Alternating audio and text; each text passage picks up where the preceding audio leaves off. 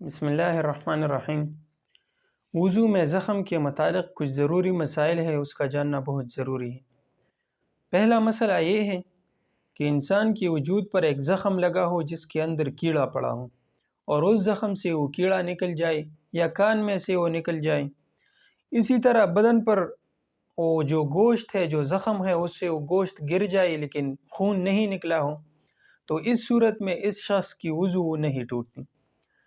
دوسرا مسئلہ یہ ہے کہ اگر زخم ایسا ہو کہ اس کو پانی سے وہ تکلیف ہو، پانی سے نقصان پہنچتا ہو، تو ایسی صورت میں اس جگہ پر مسح کرنا یہ جائز ہے، اس سے وضو ٹھیک ہو جاتی ہے۔ تیسرا مسئلہ یہ ہے کہ اگر جو اس کا جو زخم ہوتا ہے، اس زخم سے ہر وقت خون رستا رہتا ہے، نکلتا رہتا ہے، تو اور کوئی بھی وقت ایسا نہیں آتا جس وقت میں یہ خون وہ جم جائے، یہ خون نکلنا بس ہو جائے۔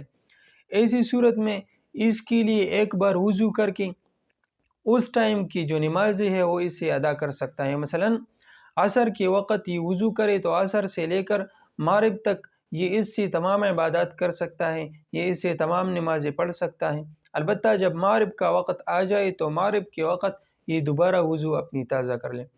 اور اگر خون ایسا ہو کہ وہ کسی وقت نکلتا ہو، پھر رک جاتا ہے، پھر نکلتا ہے، پھر رک جاتا ہے، تو ایسی صورتوں میں جب خون نکلنا بند ہو جائے اور یہ وضو کر لے تو اس کی وضو ٹھیک ہے۔